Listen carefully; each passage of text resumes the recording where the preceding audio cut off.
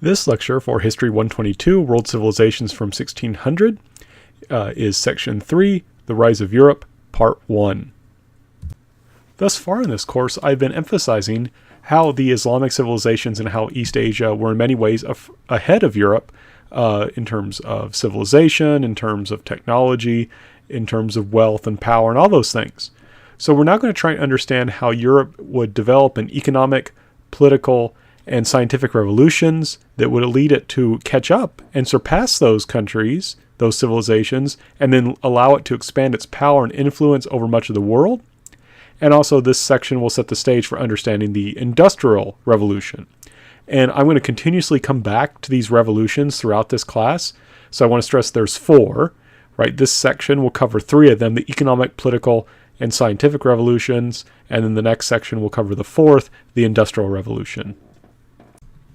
And to give you kind of a clear view of how you have this massive transformation, I have this graph of percentage manufacturing from the year 1800. So what this graph does is it shows the share of manufacturing different countries had or regions. So you'll see China has the most, right? One single country, China, has more manufacturing in terms of world output than Europe. India is close, and then the rest of the world is that purple bit. So in the year 1800, China is still dominating things in terms of manufacturing. Now, as I said, there were 4 revolutions. This section is working on 3 of them that make possible later an industrial revolution. And that industrial revolution has not yet really taken off yet in the year 1800. So this graph is what things look like in 1800. Europe is doing very well, but China is still ahead. If we then move forward and look at a graph from the year 1900, we can see how the Industrial Revolution has changed things. Now Europe has almost 2/3 of the world's manufacturing. India has shrunk so much you can barely see it. China is still there. It's still significant, but it is dwarfed by Europe. And you'll see that there's this large remaining section. That's mostly the United States. So we can see this transformation, right? Now, by the year 1900, the Industrial Revolution has been undertaken, made possible by those political, economic, and scientific revolutions I mentioned earlier, and that will be covered in this section. And I think this illustrates clearly this massive transformation, this shift in power away from Asia towards the West, made possible by the Industrial Revolution, which was made possible by the 3 revolutions we're going to discuss in this section. So I need to give you, though, some background that we would have covered in History 121. You don't have to have History 121 to take 122. It's not necessary, but sometimes there is some information that you need, some background information. So one thing I argued in History 121 was that Europeans were militarily powerful have-nots with a mission. So what do I mean by those 3 things? Well, Europeans were militarily powerful. Europeans were often at war. They were often fighting with each other, so they developed advanced military technology and were very experienced with how to use it. I call them have-nots because they were relatively poor compared to Asia and the Islamic civilizations, the East Asian and Islamic civilizations. So that means they're more willing to go out looking for wealth. Remember in the previous section, I had tried to emphasize that in India, there wasn't a need for the government to encourage a kind of large navy or international trade because many people came to them. Now Indians did go out and trade. I don't want to make it sound like they didn't, but they're not going to do it to the degree Europeans are because of their wealth. The Chinese will hardly do it at all in comparison to Europeans. And they certainly aren't encouraged in the way that European governments will encourage them. So Europeans are powerful militarily, have advanced technology, know how to use it. However, they're not particularly wealthy, and that will lead them to go out exploring. And I also stressed they had a mission. What kind of mission? As the Blues Brothers would have said, a mission from God, the mission to spread Christianity. So Europeans are going to go out to explore. They want to gain wealth, and they want to spread Christianity to new lands. And those things are connected. Giving you wealth allows you to spread Christianity, right? You need money to build churches, to take care of converts, to support missionaries, and so forth. Now, one thing in particular that the Europeans wanted to do was get to the source of Muslim-dominated trade, right? One thing we want to stress, and I'll talk about this a little bit more in detail momentarily, was that a lot of things that Europeans wanted, like silk, like spices, actually had to go through Muslim civilizations to get to them. So if they wanted silk from China, it had to go through Muslim hands. And, there's kind of in this time period, there's kind of an animosity between Christianity and Islam. They were often fighting with each other. And Christians, were not particularly happy about having to spend a lot of money enriching Muslims who were just delivering stuff to them from Asia. And if they could get to the source of that Muslim-dominated trade, they could cut out the middlemen. They could gain direct access to the trade, to those goods at lower prices. Now, because of European technology, particularly their ability to make good ships, and remember we did talk about how they were very small compared to Zheng He's ships, but for exploring, having small ships is not necessarily a bad thing. And Europeans also had very powerful cannon. So what that meant was that they would be able to go to different places, and wherever they went, people kind of had to take them seriously, right? So Europeans are going to be able to explore, and when they do show up, people have to listen to them because they have these powerful ships with powerful cannon. And this is sometimes using technical language as the ability to project power, right? Europeans could project power out of Europe using these powerful ships with these powerful cannon. Now, what will happen, of course, as we'll see shortly, Europeans will discover more and more parts of the world that they previously didn't have access to. That will lead them to compete with each other for colonies, for control over trade, and so they'll fight wars and get even better at fighting. They will have this kind of competition between them, and that will spur them on to develop even better technology to go out and do even more exploring, which is going to make them, like I said, this kind of, even though in many ways they're have-nots, the fact that they're have-nots makes them go out, explore, makes them interested in trade, and their military power means that people have to take them seriously wherever they go. And just to kind of highlight what I was just talking about, so if you look at this map, right, you can see that there's the so-called Silk Road, and there's also, that's in red, and that's a land route from China and India through Persia. And you can see that, and there's a lot of things from those areas that the Europeans would like I said, like spices, silks, and cotton cloth from India. And you can also see there's a blue line, and that shows a kind of oceanic trade. In both those cases, Europeans face kind of a difficulty. First of all, like I said, if they want to buy something from silk, they want to buy something from India, it has to go through Persia, through Arabia, through the Ottoman Empire.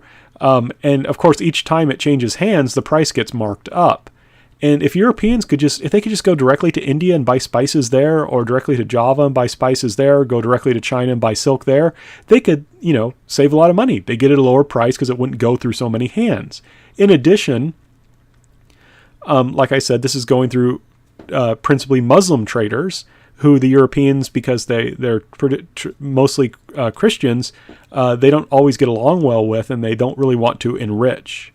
They're spending all this money making these Muslims wealthier, who are in many ways their enemies. Remember, the Ottoman Empire was conquering deep into Europe, and I want to stress, European Christian Western civilization, whatever you want to call it, they feel threatened by these Muslim empires. They're much more powerful than them. Remember, the Ottoman Empire was able to seize Constantinople, and that allowed them to control even more trade in this area. So the Europeans are very much interested in going out exploring. And as you can tell from this map, if Europeans just go down around Africa and then up Africa, they can get to India and China and those regions. Now, in this early period in the 15 and 1600s, Africa and Asia are really powerful. And so Europeans cannot do more than seize a few cities and focus on trade. You're not going to see large-scale colonization of Africa or Asia by Europeans during this time period. Africa and Asia are just too powerful. So at most, the Europeans get a couple cities, and then we'll focus on trade.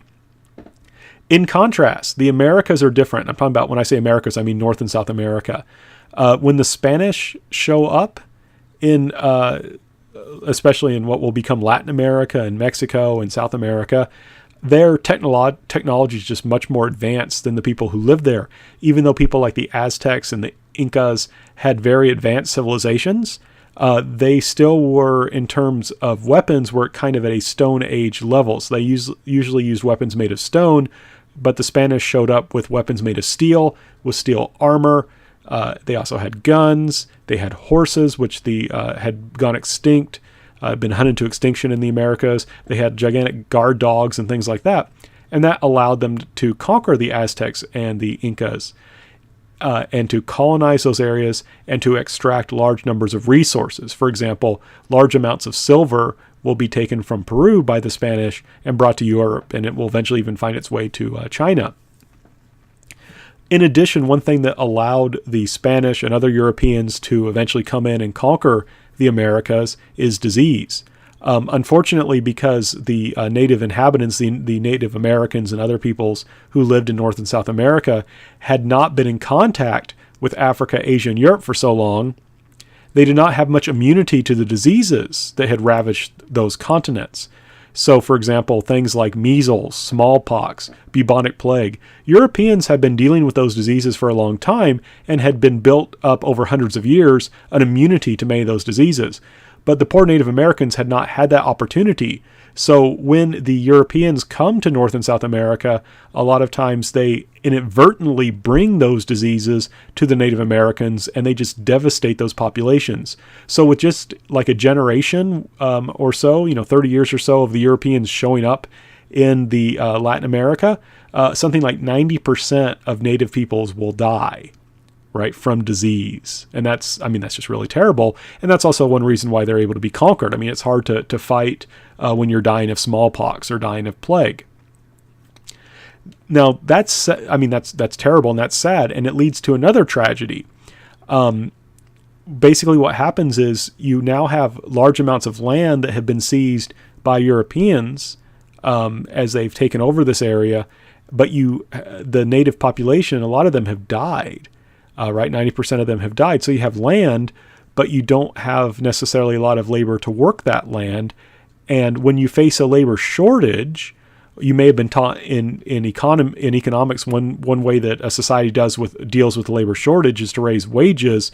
In this time period, people dealt with this labor shortage. Europeans dealt with this labor shortage through slavery.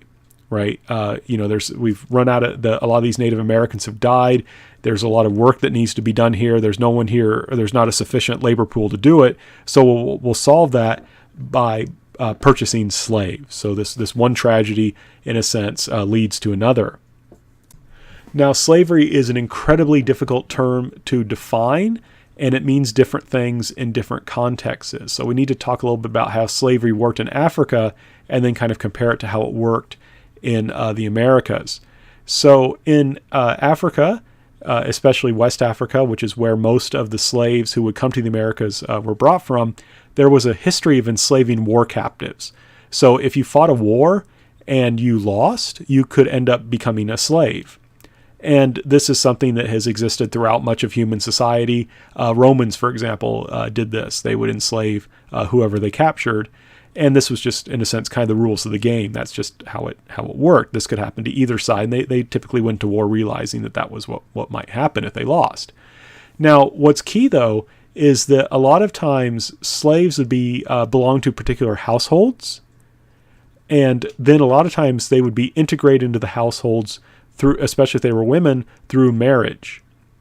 But this could happen with men too. And over time, they would cease being slaves, either they or their children. So if let's say you're a woman who was on your country was defeated in a war and you become a slave, you would be moved into another household where you would be a slave. But there's a reasonably good chance that you would marry a man in that household and you would have children.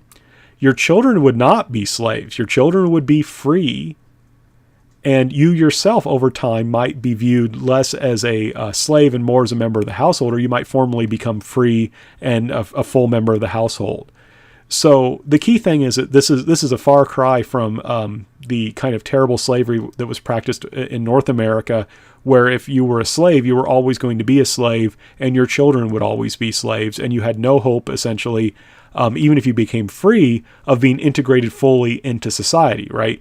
Even if you were African American in the United States in the 19th century, for example, even if you were free, you still faced a huge amount of prejudice You faced a lot of difficulties. Now, what happened was initially, sometimes there would be wars and there would be surplus slaves. There would be slaves who were not needed so much in the households. The households had plenty of slaves to do the work they had. So these would be sold traditionally to Islamic countries.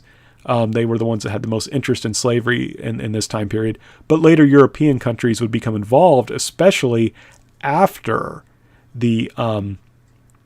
after the discovery of the so-called New World, after Europeans get access to North and South America, and we have this labor shortage I was talking about. That's when European countries will start buying very large numbers of slaves and bringing them over to the Americas. And eventually slaves will be actively sought for selling because of their immense profits. So eventually, whereas slavery becomes kind of just a result of war, people will have a war for some reason, and then the losers will become slaves. What will eventually happen is that people in Africa will start fighting wars for the express purpose of capturing slaves that can be sold then. And that, of course, makes some people very wealthy and very powerful. But, of course, the poor people who are captured and sold are going to have very extraordinarily difficult and typically short lives. Again, when you think of slavery, you often think of the American South. And that's important. That is something that definitely shaped American history, especially in the southern part of the United States. But one thing we have to emphasize, this is a world history course, so we also want to understand slavery within a broader context. And one thing we need to understand is that among slaves, it was very much a minority, enslaved Africans, it was very much a minority who actually went to North America. Only about 4% will go to North America, whereas about 45% will go to the Caribbean and 46% will go to Brazil. And in order to kind of understand why that happened, there's a variety of reasons, but a lot of it has to do with the agriculture. The Caribbean and Brazil had a lot of coffee and a lot of sugar plantations, and these, in order to make them run efficiently economically, people turned to slavery. European people turned to slavery in those areas. So it was over 90% of slaves would either be going to the Caribbean or to Brazil. In particular, coffee was important, but the big one that was really, really important was sugar. So they were going there mostly to harvest sugar. If you were unfortunate enough to be captured and made a slave, you would have to endure what's called the Middle Passage. That's the movement from Africa to the Americas. Something like 1/3 to 1/10 of all enslaved people who made this voyage would die. It started off as about 1/3, and they were eventually able to make it to kind of improve in conditions enough that it went down to 1/10. But that's still pretty bad odds, right? You have a 10% chance of dying at best on one of these voyages. And you can see from this, and this is an image put together by abolitionists, by people who were against slavery. This is even though this is meant to highlight the plight that slaves faced, it's still accurate, right? As you can see, the slaves were stacked very closely together in order to maximize profits. And one thing we have to emphasize was first and foremost about slavery was people engaged in this because they can make huge, huge amounts of money. And in terms of how slaves were treated, it was dictated by the profit motive. Right, so it was determined that you could sell slaves for such high prices that it was okay that 1/10 of them, or even 1/3 of them, died during this Middle Passage. So again, I want to stress this is based around a kind of a profit motive, and people did these kinds of calculations that said, okay, how many slaves can die and we can still make a good profit. I think slavery is one of the things I least like to talk about in this class. But it is important, and unfortunately I think there's people who try and minimize slavery or try and say, well, it's not that bad or something like that, and that's why I think it's important for me to kind of go through this as difficult as the subject is, right? So I have to highlight, this kind of these terrible things because people, for whatever reason, sometimes try and hide them, but this is what actually happened. I think it's important that we understand and know it. So one thing that's particularly striking is that Africa supplied 5 times as many people to the Americas as Europe's did between 1492 and 1820. So for every one European who went to the Americas from Europe, 5 Africans went. Right? 5 Africans for every one European. That's more than 12 million people. So that's a lot of people, first of all. I mean, that's just tremendous when you think about that many people. And what's really striking is when you think about that ratio. So if 5 Africans came to the Americas for every 1 European, why is it that there aren't more people of African descent, right? Shouldn't there be more African Americans if you have 5 people from Africa coming from in comparison to every 1 person from Europe? There should be more. The reason there aren't, well, there's actually several reasons there aren't. But one of the chief ones is that there were very few women who were actually brought. It was mostly men, right? So most of these 12 million people of Africans who were brought forcibly to the Americas, most of them are men. And these men will usually die without offspring. They will die without having children because there's no women for them to have children with. And that's because in most slave holding areas, particularly the Caribbean, they did the economic calculations and realized it would be cheaper to just buy men and work them to death rather than to allow them to marry and raise families. It's complex, but in the southern part of the United States, because slavery was more visible, there were lots of people around, especially from free colonies or free states, who could see slavery. And so that led to some effort to put a better face on it. So in the southern part of the United States, there was more of a tendency to allow for marriage. But in the Caribbean and Brazil, especially in the Caribbean, slave owners did the economic calculations, and they just said, well, it's just cheaper to buy more than to allow them to marry and raise families.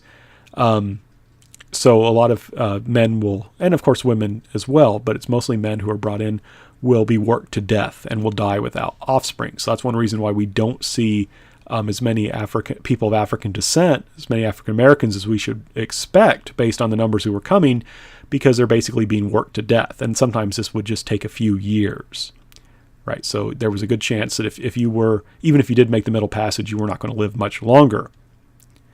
As I said, in areas where the slave trade is ended, for example, that's when they will start, there will be more of an emphasis of allowing slaves to have families, because, when the slave trade ends, I mean, how else are you going to get more slaves other than natural reproduction? It also, where slavery is more easily observable, that's when they're going to be a little bit less cruel, I would say, because to avoid criticism.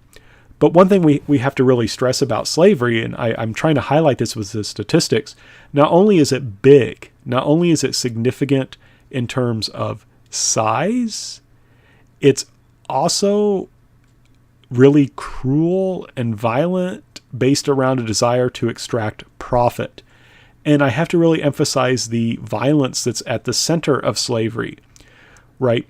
The idea we're taught when we're young is that we should work hard because if we work hard, we're rewarded for working hard, right? I work hard at my job so I can earn more money and be promoted. I'm a farmer and I work hard so I can grow more food, so I'll have more to eat and I can sell my surplus and my life will be better. But in slavery, the slaves do the hard work, but their owners you can even say steal the profit. Right? So no one really wants to be a slave. It's terrible because you're forced to work, but someone else gets the fruits of your labor. Imagine, working really hard at your job and then your paycheck goes to someone else. That's essentially what, that's a big part of what slavery was. And the only way that such a system can exist is with extreme violence.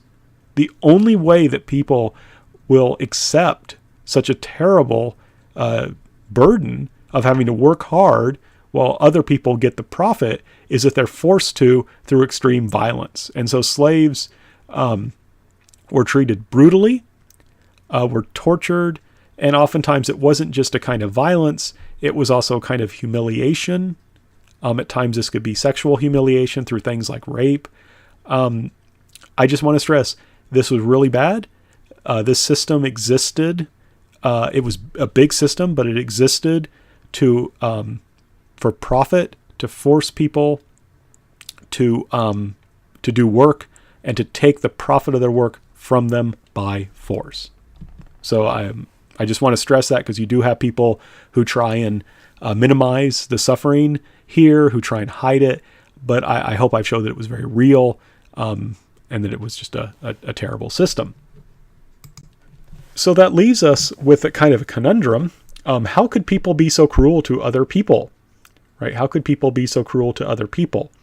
Now, we'll talk about later, but one way that people were able to be so cruel to other people, to be willing to enslave other people, force them with violence to work, and take the profit of their work from them, was by denying that they were really people, or by saying that they were inferior people. That's something we'll deal with in another section.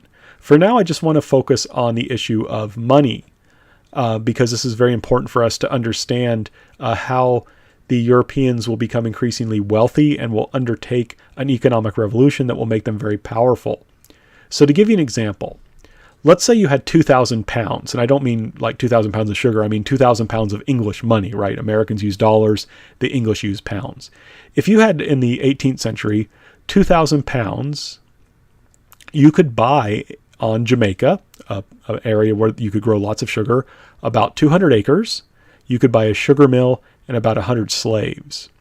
In a few years, your investment would yield 2,000 pounds a year. That's a 100% return on your investment every year. You cannot make that kind of return on investment now, legally or illegally. That is astounding. I mean, think about this. Imagine that you could put an investment, you could put $1,000 into this investment, and every year for the rest of your life, you would get $1,000, right? You would want to take all your money and put it into that. So, like I said, this was extraordinarily profitable. You can make huge amounts of money off of this. And slavery was integral, not simply, and this again is a problem I think people have, is people, because slavery is so bad, we want to kind of confine it to the southern part of the United States and just say, oh yeah, that was just a southern thing. That's especially what people from the north like me like to do, but it's false. It's not correct. Slavery was the center in many ways of the trade that went on across the Atlantic between the New World and between Europe. It was of extraordinary economic importance, and a lot of people made a lot of money off of slavery. And to give you an example of this, you've probably heard of the triangular trade, but people in New England, for example, would make rum, which you make from sugar. They would go to Africa, sell the rum, purchase African slaves. They would then go to the Caribbean, where they would sell the slaves and buy sugar, and then go back to New England to make that sugar into rum, and they would continue this again. Similarly, the British would take manufactured goods to Africa, trade those manufactured goods for slaves, go to Virginia and then trade the slaves for tobacco, then go back to Britain and trade the tobacco for manufactured goods. So again, slavery was important, or was big, not simply in terms of the number of people that were connected to it, but also to its role in trade.